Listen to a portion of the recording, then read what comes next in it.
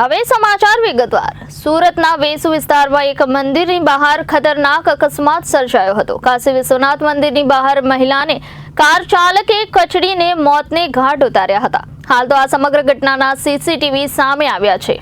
મળતી માહિતી પ્રમાણે 85 વર્ષીય ગંગા મરાઠી નામની વૃદ્ધ મહિલા વેસુ વિસ્તારમાં આવેલ કાશી વિશ્વનાથ મંદિરની બહાર ભિક્ષા માંગીને પોતાનું ગુજરાન ચલાવી રહી છે। ગંગા મરાઠી મંદિરની બહાર જ રહેતા અને ત્યાં જ ભિક્ષા માંગતા હતા।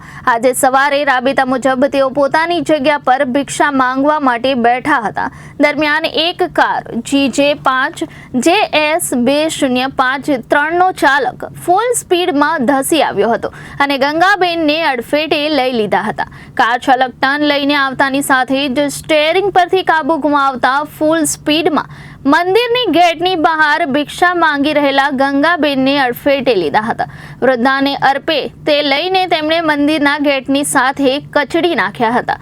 આ ગંભીર અકસ્માતને પગલે આસપાસના લોકો દોડી આવ્યા હતા। જો કે તે પહેલા જ કાર ચાલક અને કારમાં સવાર 2 જેટલા યુવાનો કાર મૂકીને ભાગી ગયા હતા। અકસ્માતમાં ગંગાબેનને ગંભીર રીતે ઇજાગ્રસ્ત થયા હોવા છતાં પણ કાર ચાલકોએ માનવતા ન દાખવીને ફરાર થઈ ગયા હતા। અકસ્માતના પગલે દોડી આવેલા લોકો દ્વારા ગંગાબેનને તાત્કાલિક સારવાર અર્થે સિવિલ હોસ્પિટલ ખસેડ્યા હતા, જ્યાં ટૂંકી સારવાર દરમિયાન ગંગાબેનનું મોત નીપજ્યું હતું। ગંગાબેનને માથા સહિતના શરીર પર ગંભીર ઇજાઓને કારણે મોત નીપજ્યું હતું। હાલ તો ગંગાબેનના મૃતદેહને પોસ્ટમોર્ટમ અર્થે ખસેડવામાં આવ્યો છે, જ્યારે આ સમગ્ર ઘટના સીસીટીવીમાં કેદ થઈ ગઈ છે।